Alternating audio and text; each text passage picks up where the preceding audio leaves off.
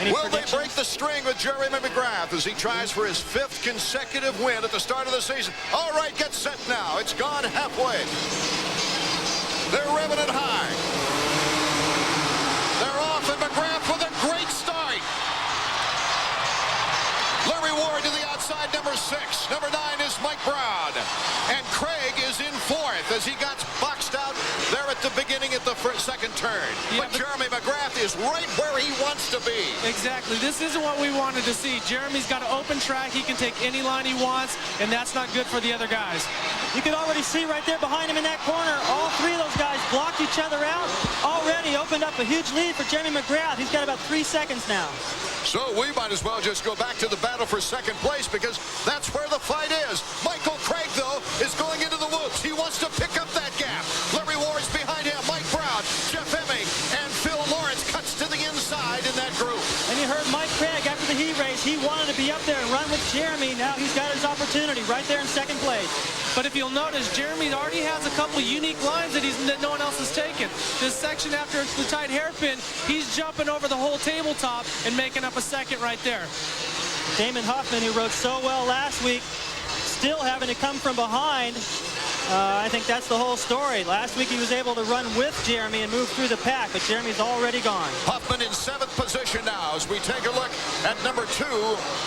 Michael Craig, number 17 on the bike, but 2nd in this race. If you look right there, he's looking back. He has to think about who's behind him and not about going forward, and that's going to hurt him when he's trying to catch Jeremy McGrath. Jeremy doing all the jumps out of the turn as he whips through the whoop section right now with a substantial lead with only 3 laps gone. Whoa, and Larry Ward, who I think had a better run in that whoop section using his long legs, he and Craig tangled through there. So all 3 of these Honda Troy riders really slowing each other down. That's letting McGrath just pull away even more.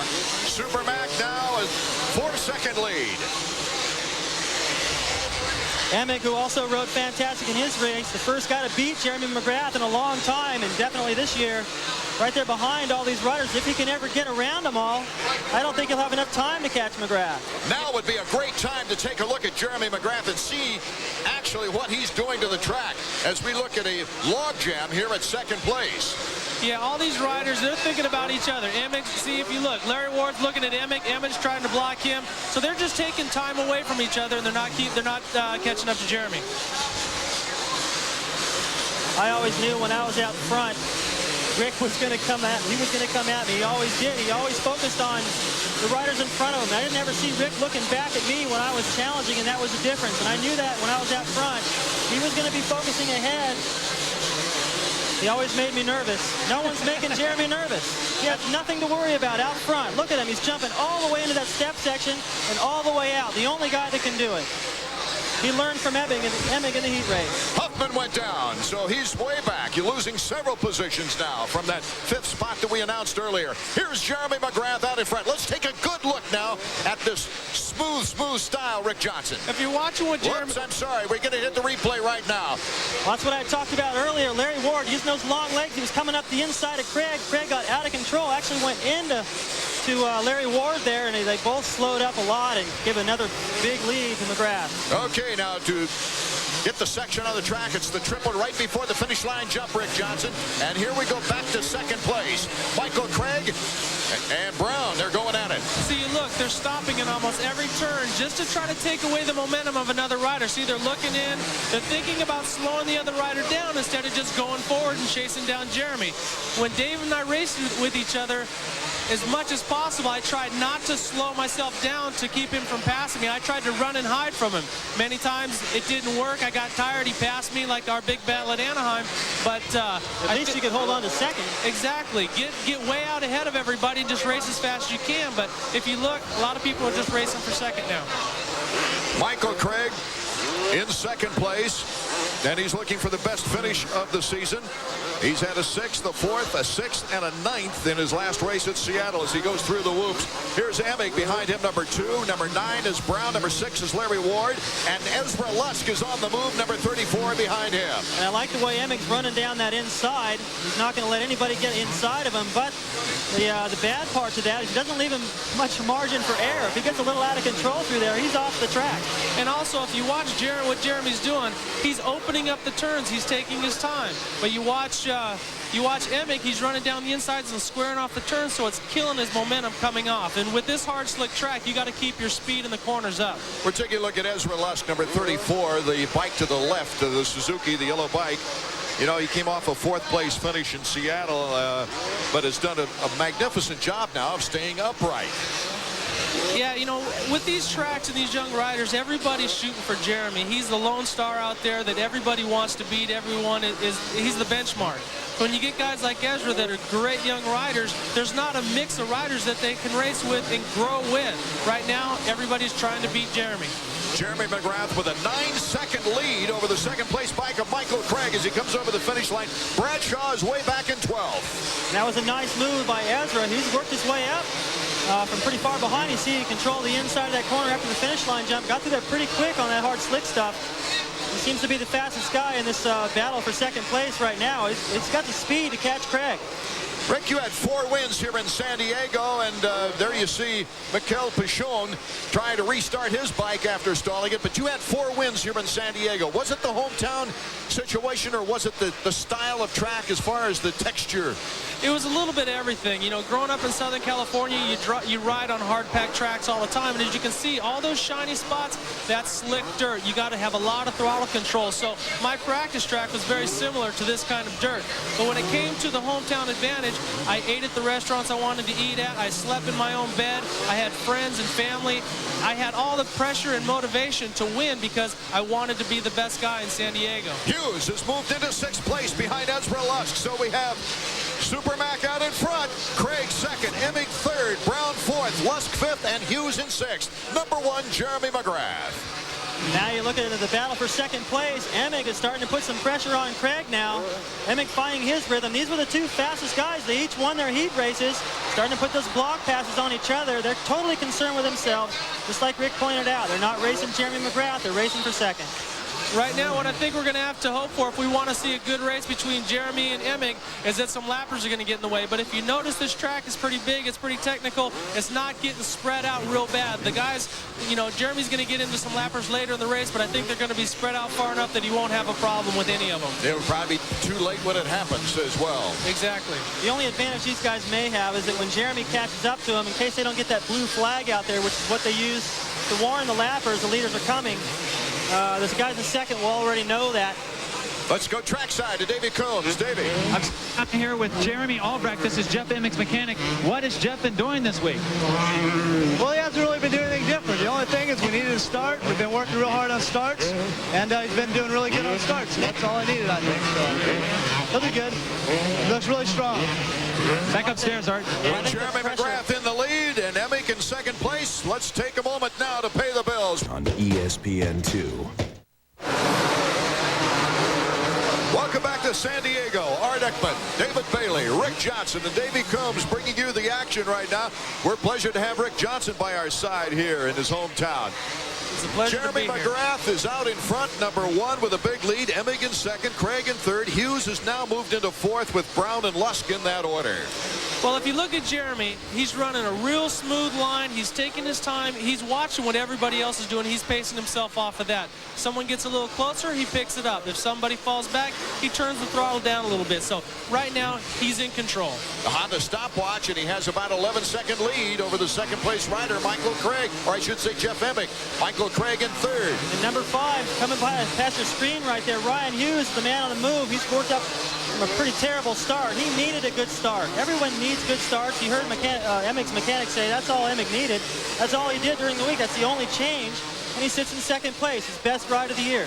Coming out of the pits over near the mechanics area is Kyle Lewis. He's had some bike problems. Brown is down, and so LaRocco now has moved up a notch.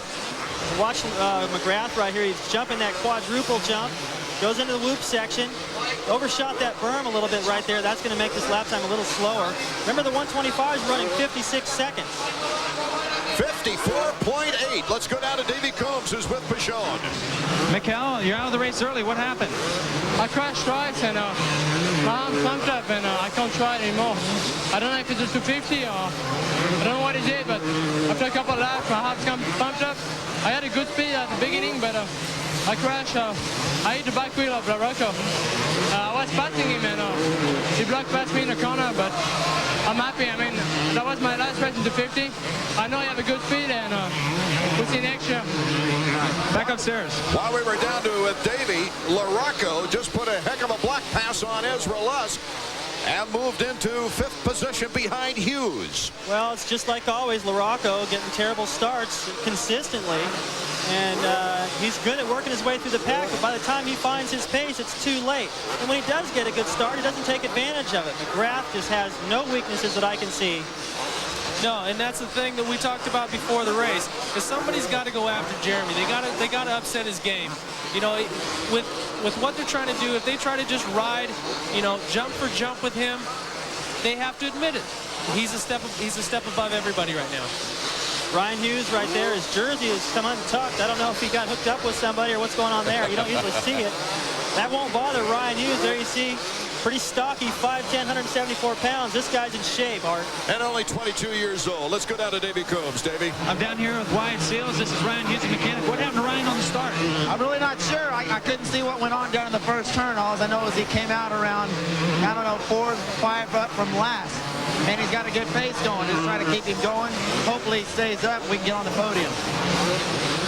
Ezra Lusk has gone down now as we have a lot of riders getting a little tired. Could that long whoop section right here be apparent in that? Oh, I think that's going to really wear him down because there's no possible way to memorize that section. All these guys have an incredible memory and keen sight, and they'll find their way through a section, do it the same every lap. You'll see that from McGrath especially, but that's so long, there's no way. You just got to kind of let it all hang out every lap, and that really works on you. And if you got any problems with arm pump, that's really going to irritate it. Michael Craig in pursuit of Jeff Emig in a battle for second. Let's go down trackside once again. I'm down here with Dean Baker. This is Michael Craig's mechanic. It looks like he's not going as fast as he was earlier. Yeah, he's going real fast in his heat race. He came in with a win there, and this is his hometown. He just rides good here, so we're real happy. We'll see how close Ryan Hughes can get to Mike Craig. He's in 3rd right now. I was just going to say they're happy now, but Hughes is on the run too, Ricky. Exactly. Rhino is on the move. And as I think you might know, there's no love lost between these guys. They've been rivals since they were little kids. Now, and they had a big war down in Orlando. So now here it comes. They're both hometown boys. So who's going to be the fastest San Diego guy? So that's what they're shooting for right now. Bradshaw's gone down as we check in Michael Craig and Ryan Hughes, number 5. Ryan Hughes coming down the inside of that whoop section. If he can get close enough, I keep saying this. I know I sound like a broken record, but that's one of the best places on this racetrack to pass. And Hughes is faster there all day. Through practice, he was smoking through the whoops. Well, and this track is very technical, which all Supercross tracks are nowadays. But when you jump up on when everybody jumps a double, it's hard to make up time. So when these guys are floating in the air, it's hard to make up time. But when you get a long section like those whoop-de-doos, where you got to hammer, hang on, strength, and try to keep your drive going, that's where the pass is going to be, like right here. Watch Ryan up the inside. He's making a charge on Michael Craig. Can he get him into the corner? Yes, he can. Craig tries to cut underneath, but Ryan Hughes has the advantage as they go over the triple and head for the finish line jump. It is Ryan Hughes moving into 3rd place. This could be a great podium run for Ryan Hughes. That was a pretty good guess. I should play lotto tonight. You called it. If he can hold there. But if you look at Mike Craig, a little fire's out of him. Something happened. I don't know if maybe if he was holding his breath at the beginning of the race thinking he's going to catch Jeremy, or if he cased a double or a triple, you don't know. But something doesn't look right with Mike Craig. He doesn't have the same fire and motivation and determination that he had in the qualifier. Did you see the wide eyes of Wyatt Seals, Hughes' mechanic? Well, he's looking at the fact that there you see Emig coming into our screen. Watch how close Hughes is right there. He's got the momentum. He's faster to whoops too, but Emig is going down the inside, so Hughes is going to have to find somewhere else to pass his teammate. He might have to get aggressive. Behind Hughes and Craig, LaRocco and Huffman has moved into 6th place. A lot of times you get a lot of motivation. It seems kind of backwards, but when teammates will get motivated to beat the other team because they want to be the #1 Kawasaki guy, the #1 Honda guy, or #1 Yamaha guy. So you might see a big rival between Emig and Hughes because Hughes is coming up. And right there, McGrath just jumped that whole triple before the triple, turned a jump that no one else could do into a triple. He's making time everywhere. He's got a pace going that's comfortable. He's in control of it, so he's just now he's not gonna push anything when it comes to passing lappers. He's just gonna take it easy. He now has a 9-second lead on the second place bike, which is Emig. We were working right now at quite a comeback. After Damon Huffman went down, he is on the move. Looks like, the best I can tell, he's in 6th place right now. What a good ride. Now you can look at Craig, and I agree with you, Rick.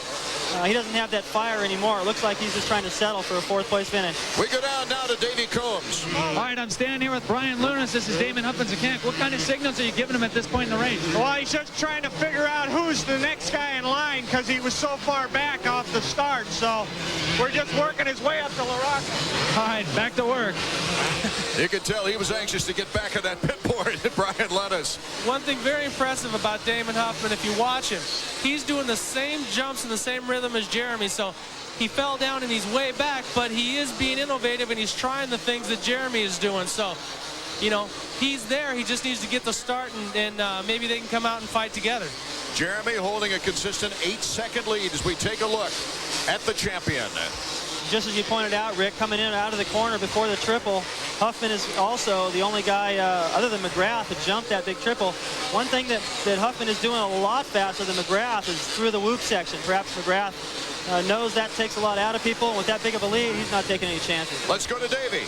I'm down here with Skip Norfolk. Skip, how important was it to Jeremy to reestablish his dominance tonight? Well, it's real important. You know, we were changing some things. We were a little slow in practice, trying to make up for it. Ended up making him uncomfortable. I mean, this guy's amazing. We go back to what he knows, what he's comfortable with, and he's ripping off laps like this. It's, you know, my hat's off to him. The guy's incredible. We had his head all screwed up earlier, and he put it back on and is out there hammering on him. Well, it was the first heat that Jeremy McGrath did not win on the season, Rick. Yeah, and they went head-to-head. It was a good race. So I think that that was something that people need to look at. Not just Jeff Emig, but every other rider. Hey, he's been beat. They both started 1-2. Emig passed him, and then it went back and forth, and he ended up winning the race. So they need to know he can be beat. On his way to his 5th consecutive victory to start a season, to tie his record along with Rick Johnson's record. And all eyes will be turned toward Atlanta as we look at the final lap by Jeremy McGrath. Let's see if he can still do that section right here. This is that triple I was talking about. Yeah, the last lap. Okay, I'm going to tell you, that is a ballsy section through there. I can't believe he could do it. It's completely blind, and he jumps right over the top of it like it's not even there. So he's just showing his dominance. Jeremy McGrath, and here's your second place rider, Jeff Emig. It'll be his finest finish of the season. Back to our leader, Jeremy McGrath, as we follow him on the last lap.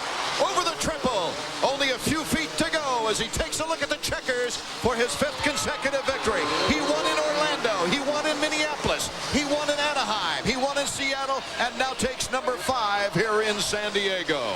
Jeff Emig in second place. We'll be back with